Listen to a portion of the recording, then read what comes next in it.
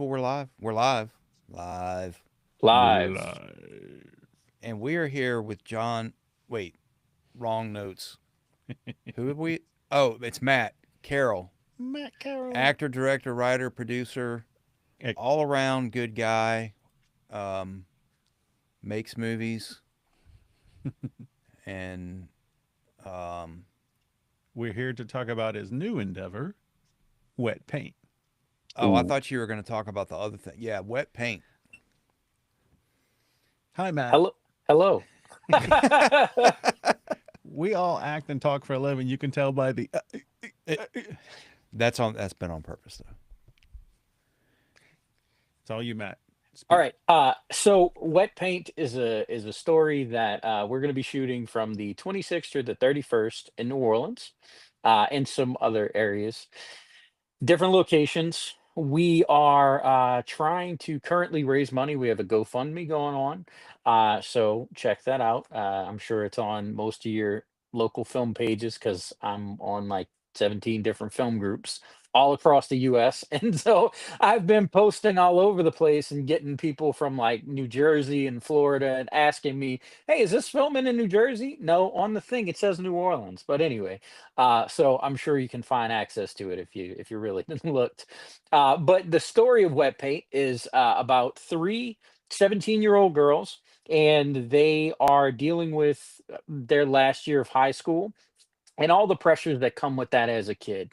And one of them ends up not being able to cope and takes their life. And what happens is the other two girls decide that they don't like the way that the authorities deal with uh, the her passing, and so they go on a crusade to start a movement that will allow open dialogue between students in school systems. And so they decide that they want to do this and they get a lot of pushback. There's expulsion, there's jail time. There's a lot that happens, but the story itself is to bring awareness for student mental health because it's something that is very prevalent today. Um I work as a teacher, and it's there's a lot of young kids that are dealing with so much at such young ages nowadays, which is so crazy to think because when I was 10, 11, and 12, I was trying to go out and play basketball or go drive down the street or stay out until after the street lights came on. You know what I'm saying? Like I didn't I wa- this wasn't things that were on my mind. Like I didn't grow up in this kind of environment that these kids are growing up in nowadays, that they seem like that they're at the end of their rope at 10, 11, and 12, which is really kind of sad, man. It makes me think that there needs to be some sort of change, and that's what Wet Paint is about. I agree that there needs to be change. I think there's never really been enough done about it. So, I actually have a really close to home story related to this topic, if you'll permit me Sure. to tell this story. I, I haven't even told Brian this story. So, in junior high, I lived in Slidell, and I was in seventh grade. Kid I played football with, he was the number one guy in everything. He was the star athlete in all the sports. He had the highest GPA. He came from, I don't know that they were wealthy, but they did pretty well. His dad was some kind of bigwig in the oil industry. I don't know to what extent, but they were getting transferred to Houston. Houston's the big oil boom area. That's where a lot of the corporate offices are. And he had a girlfriend that was, the cutest girl in the school. They were like the junior high equivalent of a power couple. And for about a week, and he and I played ball. He was the starting quarterback, like I said, the star of all the sports. We weren't really in the same circles, but we knew each other. We were friends from that. And this week in particular, he had been riding my school bus every day. He didn't live in my neighborhood, but was staying with a friend in my neighborhood while his parents were house hunting in Houston. And one morning, I had whatever it was shop. So the way it worked back then, you had to have an elective for one semester and then PE for the other semester. So I wasn't in the band, so I had to pick from either shop, home ec, art, or music, I think. And that particular year, I had shop. A lot of my friends were in shop. The next year, we all did home ec because we wanted to learn how to sew. And that morning, we got held in class. At the end of that hour, and it was first period, the shop teacher was like, "All right, we're staying here a little bit longer. We're not changing classes." And he didn't tell us why.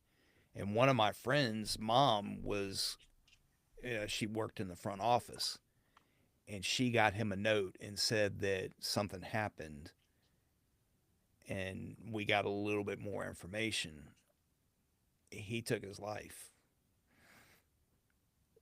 in class that morning out on the playground. We had probably 20 minutes every morning before class started, when people were waiting for all the buses to get there, I guess.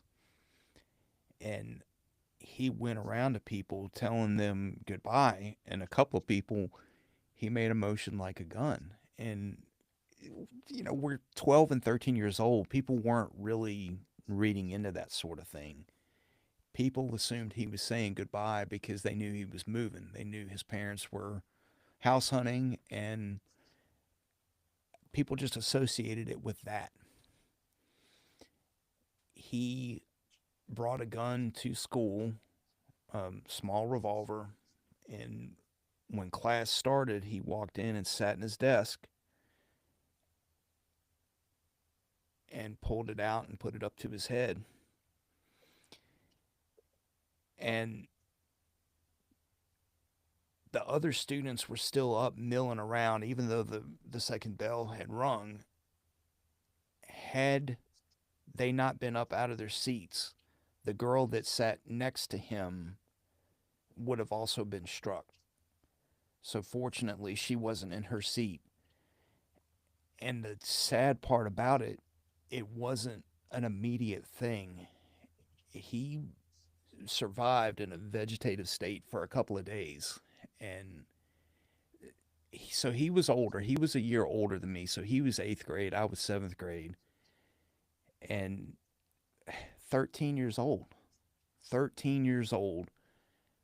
And it was all because, well, our understanding was that his parents did put a lot of pressure on him to perform, but it was too much for him, leaving his girlfriend, all of his friends, everything he'd ever known, moving away.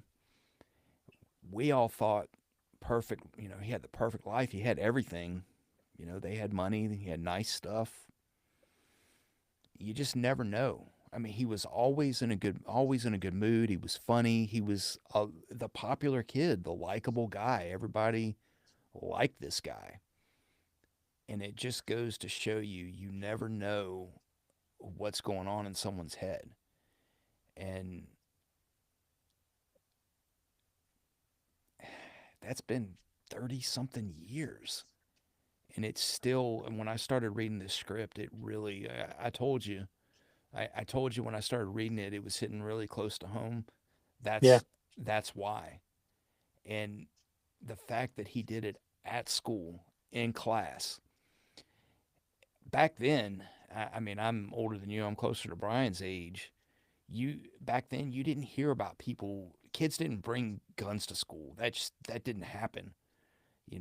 If you carried a pocket knife to school, it was to open your snuff can. It wasn't a weapon. And that's something that I've always carried with me. And I remember the follow up from that. There was no mental health stuff available back then. There wasn't. They brought in counselors, and they had them set up in the cafeteria and the gym, you know, different places where there could be bigger assemblies of people. And if you needed to talk to someone, you could be excused from class and get up and go talk to these people. But I mean, who's doing that? Are you going in there and talking about this affecting you in front of a bunch of people that are staring and maybe judging you for asking for help?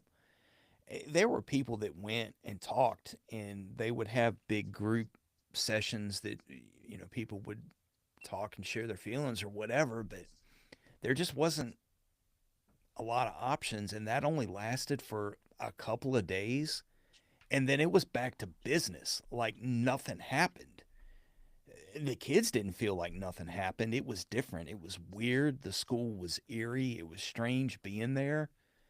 And a lot of us, I mean, those of us that knew him remembered, but I mean, there was nothing. What do you do? I mean, how do you, from a mental health standpoint, how do you manage that?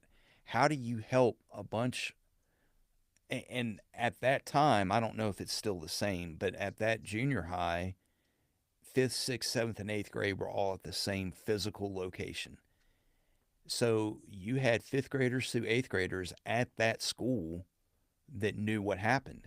And yeah, you can look it up. His name was Matt Cooper.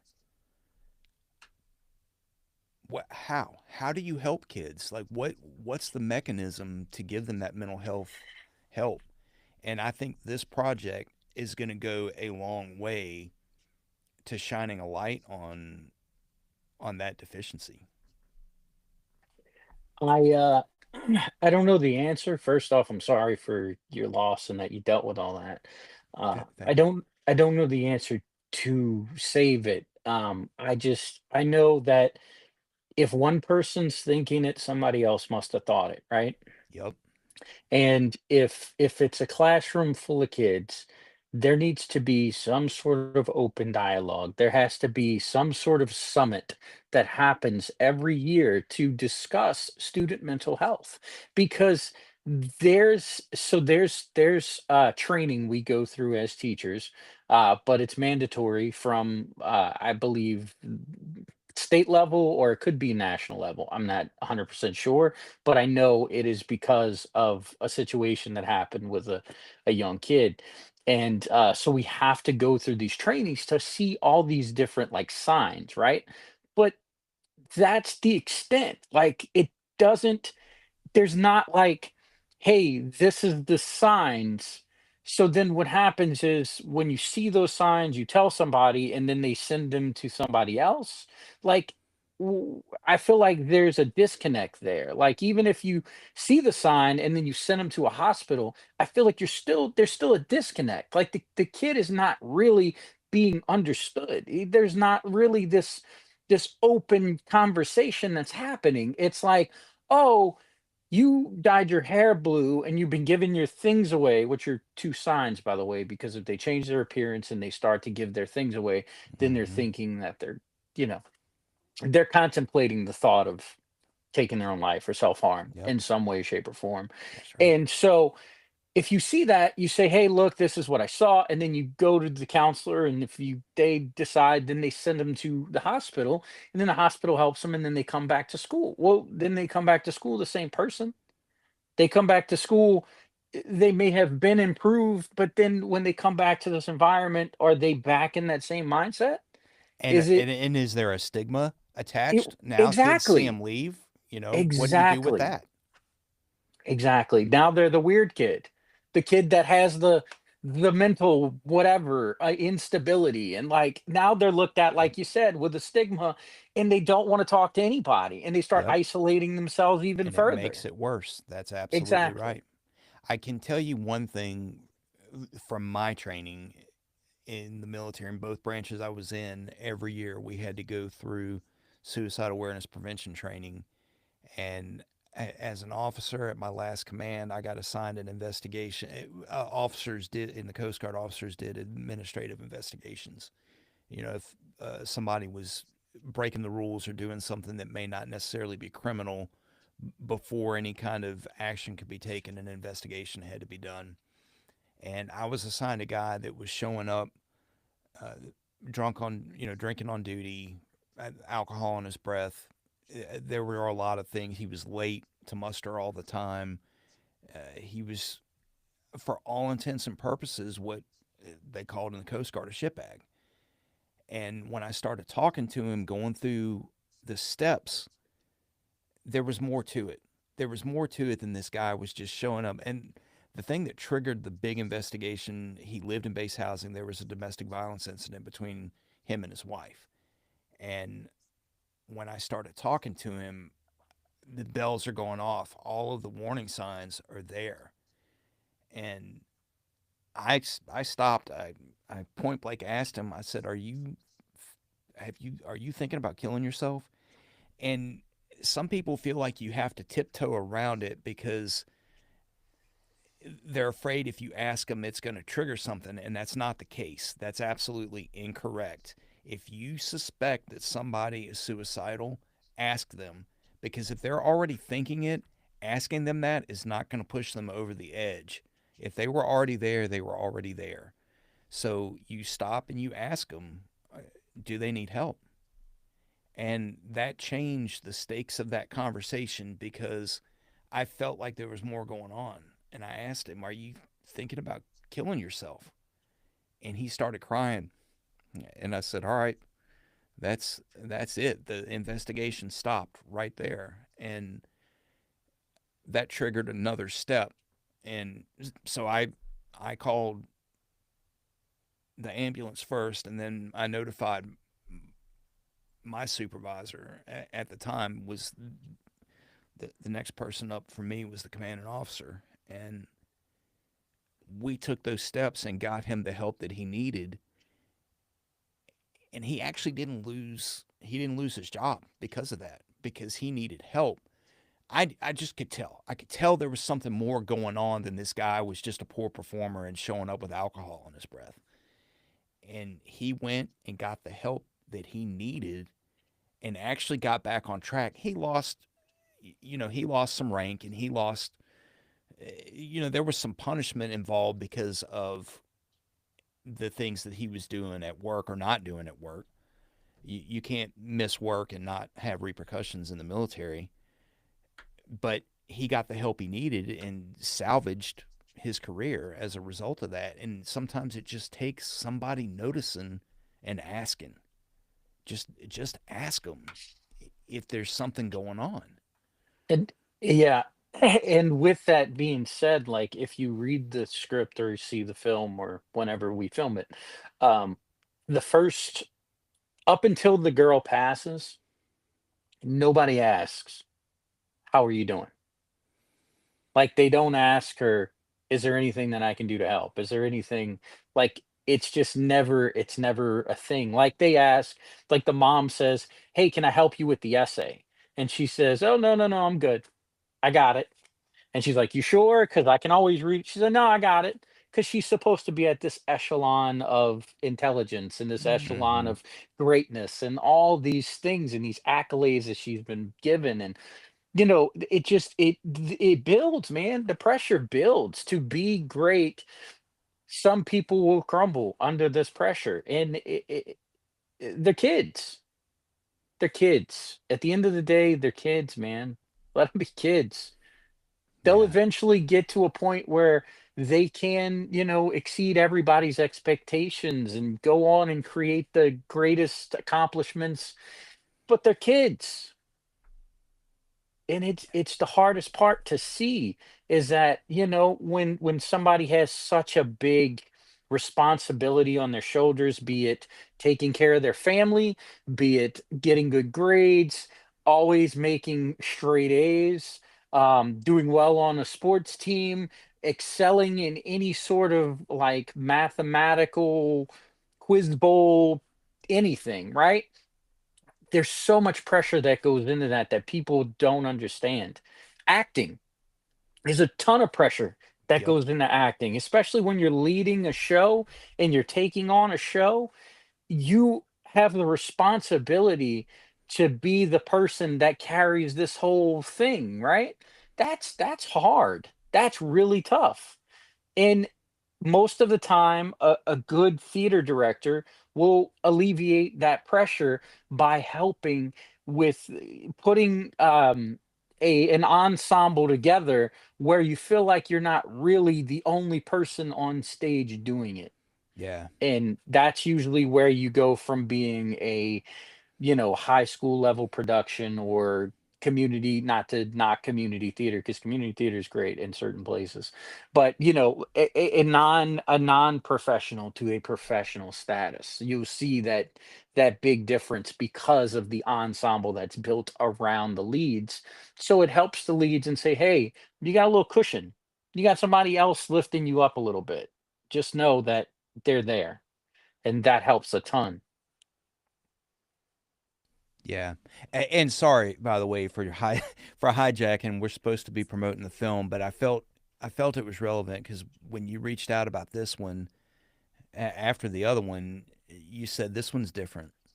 This one this one hits hard. I've read a lot of your work. I've been in some of your work, and you were right. This one has a completely different feel, and I feel like it's going to make an impact, man. I feel like it's going to help somebody. And if it even helps one person that's feeling that way and thinking that way, just to know that they're not alone, that they're not the only person thinking like that, I feel like it's going to make a difference.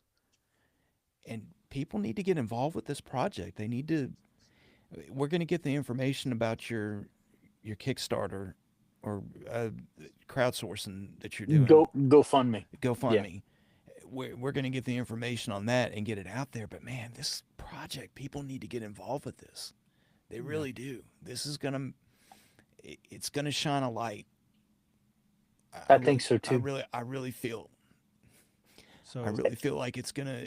If just one person realizes that they're not the only one that's feeling like that, it's gonna make a difference. Sorry, and I didn't mean to take over. no, no, no. No, you're 100%, what you're saying is true. You didn't I agree hijack. with you. It's just on topic.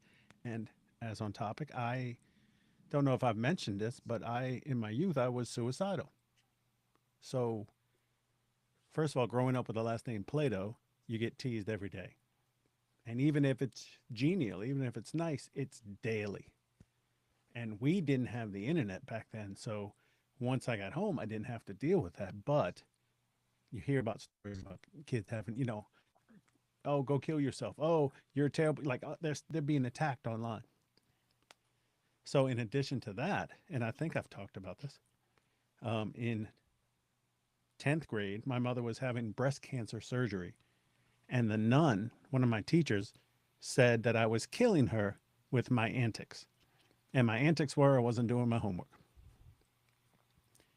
So uh, that was quite an emotional bomb. And then we dealt with the nun with a meeting, and she tried to, like, my mom caught me crying. She had just got home from the hospital, and she's like, "Tell me what's wrong." And how do I tell my mom that, right? I'm like, "No," and I got to do my homework. And she got it out of me, and then my dad got home, and they made the meeting, and so we're sitting in the sisters' roundhouse, and if you've ever been in any, let's just call them institutions like that, they all look the same lighting, and I'm across the couch from her, and my dad, who was 6'3", has his elbows on his knees. And he got down on her level. And he said, "Well, what is he doing?" "Well, when kids are bad." "No, I don't know. Tell me."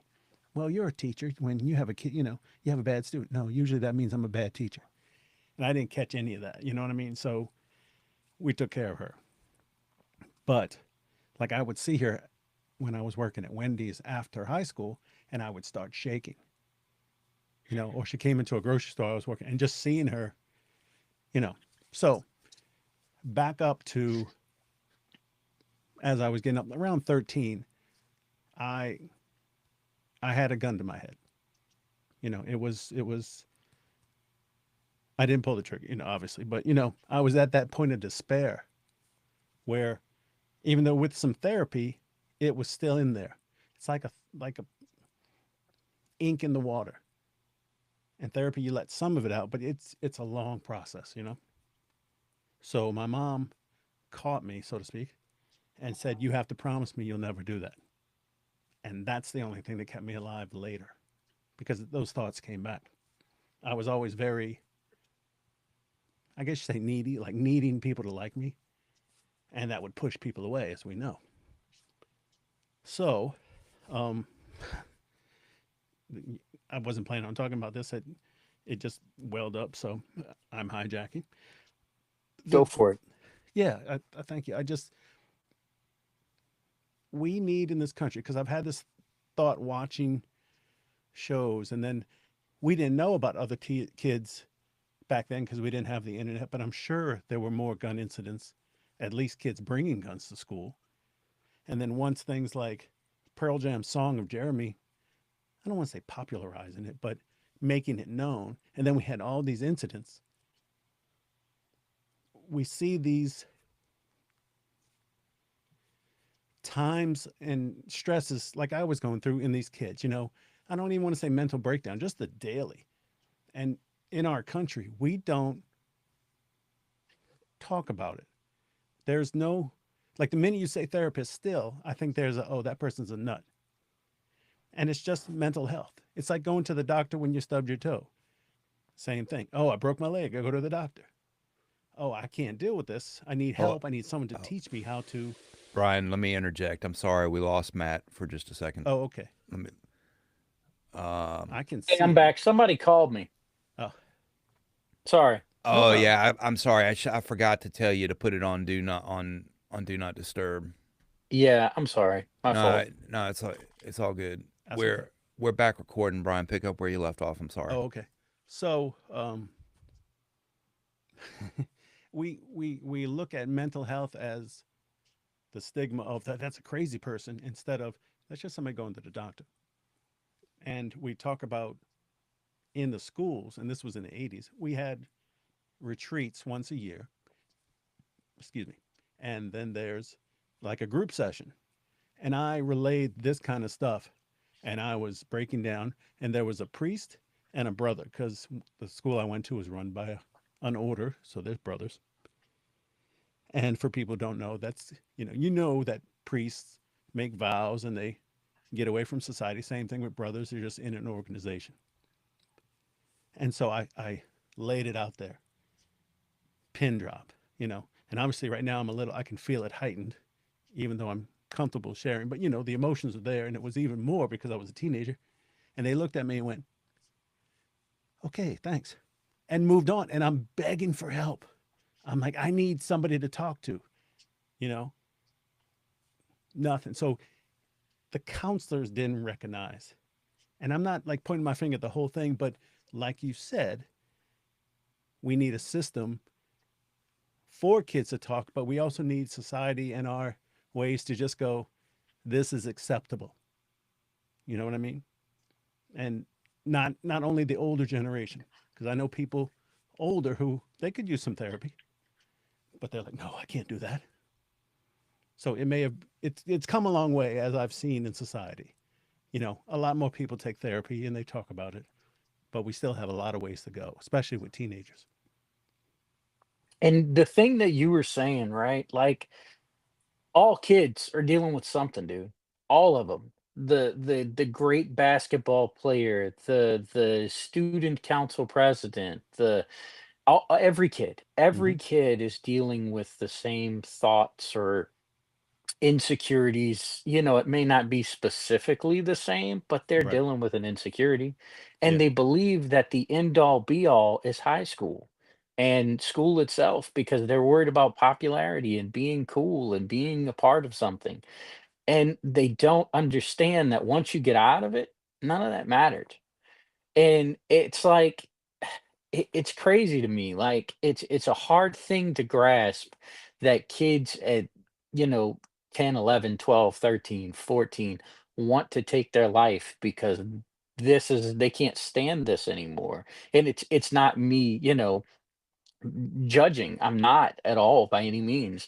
I'm stating there's so much more for them to learn and have and live with and be a part of. And I mean, You're you. There's no better person to be you than you. You are you, whatever that means. You're you. And you will find a place for you because there's people that fit. There's something that you're going to be great at. There's something that you're going to find that you fall in love with, be it a person, be it a video game, whatever it is. You are going to find something. And you're going to excel in this thing when you get older, and you're going to build a career around it, and you're going to go out and you're going to keep striving because you're driven to do this. And that is because in at 10 years old you didn't take your life. And Yep. it's so hard to think that 10-year-old kids, dude, 10 10-year-old kids are killing themselves, like, are taking their self-harm of any kind at 10. Yep. It's tough, man. It's a really tough, it's really tough to hear. It's really, really tough to hear because I got a kid, and my kid's about to be 15, and I remember when he was 10, and it is hard, dude. It is hard, and I'm not trying to go into that, but I could only imagine, dude. Like I'm proud of him. Everything he's done, everything he continues to do. Y'all met him. He's a great kid. He's Yeah. fantastic. Yeah, he is. And it's like I wish he knew how much love I have for him, and I wish all the other kids had that kind of love for them. Yeah. Sorry. No, no, no. No, Uh, it needs to be said, man. It one really does. correction. I was 10 years old in fifth grade, not in 10th grade. So just to, not that anybody cares. But we also, with when you're in high school and before, your hormones are changing, which magnifies every pain and every feeling so much that once you get past that and you look back and you can't imagine, you know what I mean? So maybe we as adults like, oh, it's just, and you did not say this. Oh, Yeah. it's just high school, you'll get over it. But we can stop and say, oh, let me remember that magnifying glass of, oh, it's high school, you know? Exactly. Yeah. And then, It's lifted so high. It's so high, like in all aspects, because you want to be popular. Everybody does. I mean, it's not a secret. Everybody wants people to champion them and celebrate them, to be a celebrity in yes. this way, shape, or form. And They even want that. not just popular, but just accepted. Yeah. You know what I mean? Because I was in the band by the time I got to high school, so I was in a group, but I didn't feel accepted. You know what I mean? Yeah. So I totally agree with you. It's not just popularity. It's not just, and that's all part of it, but it's that acceptance that once I got past that and found my niches and found my tribes, made it so clear what I needed back then. You know? Yeah. Yeah. Yeah. Yeah. I know, dude. I didn't I didn't intend for this to be so heavy. It's No, just a that's heavy it's a heavy film, man. It's a heavy subject. oh It yeah, is. It really is. and that's why we need people's help. So much so people shy away from it. Yes. They hear it and they go, I don't want to touch that. I don't want, but I cover it with kid gloves. Like I don't, I'm very respectful of all of it. I'm very respectful as the writing is. It looks at it from all these different perspectives. It's not just this is what happened. Oh my God, this is upsetting. It's not that. It is not that kind of film. Yeah. I agree. Well, we're kind of emotionally spent, folks, and Yeah. that's what we Yeah. want you to feel after this movie, as I cover with humor. Yeah. Well, so why don't we talk about the ways that people can get involved, um, from the GoFundMe to performance crew, whatever. Let's talk about your needs for the project. Sure. So I am looking for anybody who wants to come and volunteer some time on set. They can be PAs if you have some background in film. We'd love to have you. Unfortunately, because we're trying to raise funding, we don't have funding to pay everybody. It's not because I don't want to. Trust me, I really want to. I did a budget and everything. I reached out to all these investors. I sat down with them. I went and talked to distributors, and everybody says, "Well, after it's made, I'm good." But prior to that, I don't want anything to do with it. Or they go, "Man, that's a great concept." And they just kind of let the conversation trickle off and then they ghost me. So it's like, okay.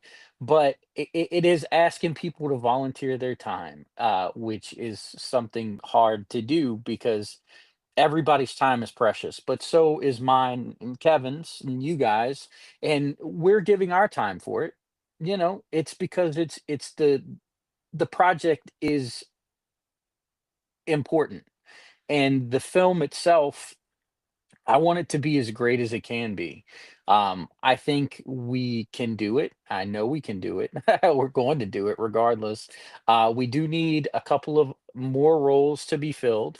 There's a few. There's one that's a really hard, challenging role, and I've reached out to some different people. Actually, there's 3 really hard, challenging roles. I reached out to some different people, and unfortunately, their schedules don't line up, so I'm still looking, right? But 2 of them are the main leads. They have to look 17, 16, 17, but they have to be 18 plus because we're probably going to work over 8 hours and it's a SAG film. So you can't work minors Yeah, past eight that's right. hours. Pumpkin. So that's why I'm looking for 18 plus. And I found some people, I found some really talented people. I'm really glad with the cast I have so far. I have some really, really talented folks that agreed to do this and to volunteer their time. Also, we're looking for locations. We have some locations in mind. We have a couple of bedrooms that we have already. We have a location by a water side that we have already. But we're looking for a couple more locations. One of the hardest things to find when you're filming something, especially low budget, is a bank, a police station, a casino. Those are 3 of the ones that are like, it's really tough. Well, I found out this week that a high school is very tough to get as well. So I can add that to the list. So now there's 4 things that's really tough. But yeah, so we're looking for a high school that we can shoot in, abandoned preferably.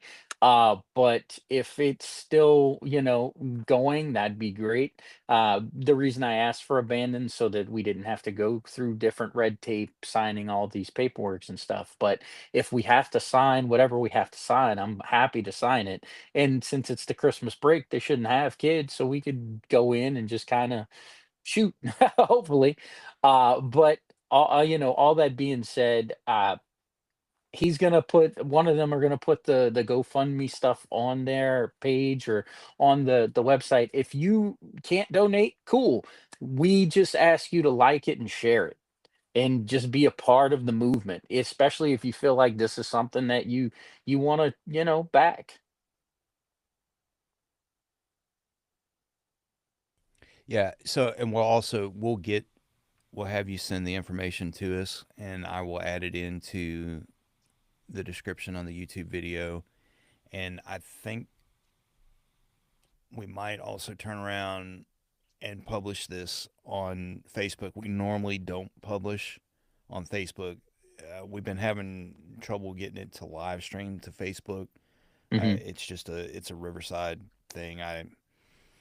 It's not working right. We're able to stream to YouTube and Twitch and stuff, but for some reason Facebook just doesn't, and Instagram just doesn't work right.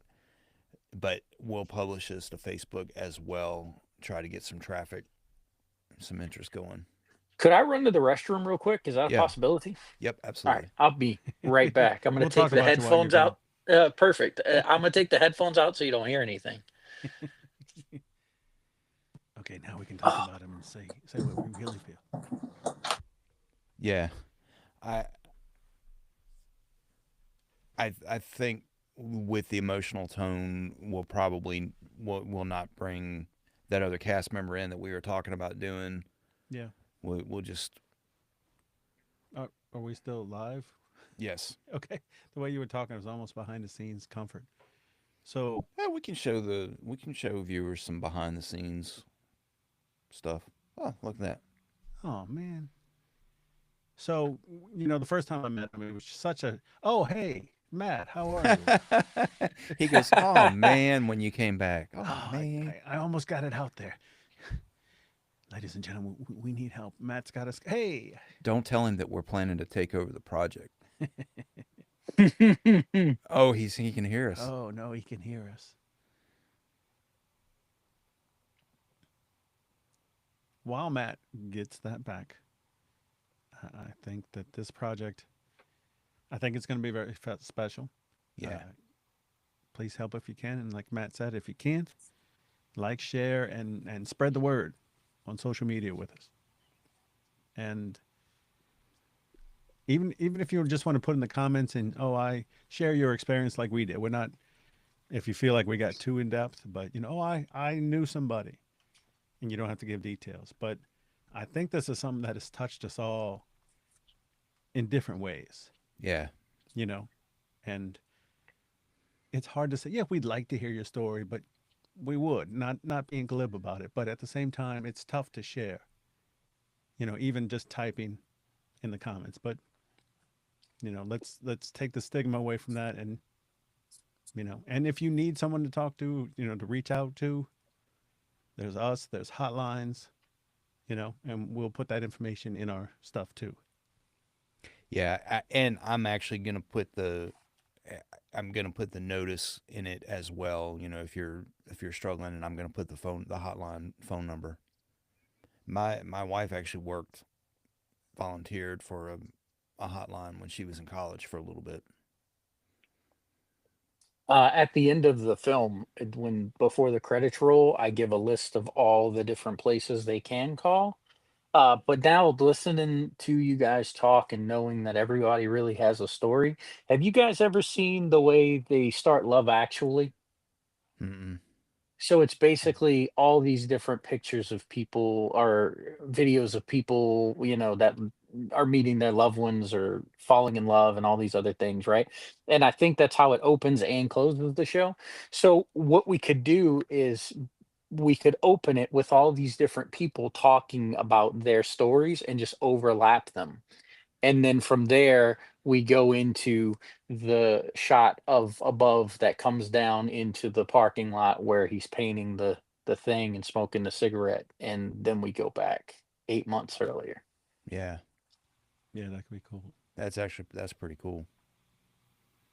I just had the idea thanks to you guys' stories. I was like, man, everybody's got a tale to tell, so it's definitely something that I think would be interesting, especially starting like that, and just hearing people's voices overlapping each other, telling different stories. I think would be, because they're significant stories, and you know they need to be told, even if it's about someone else. Like TJ, your story was super sad and super, emotional, but it hit you and it's been with you for years.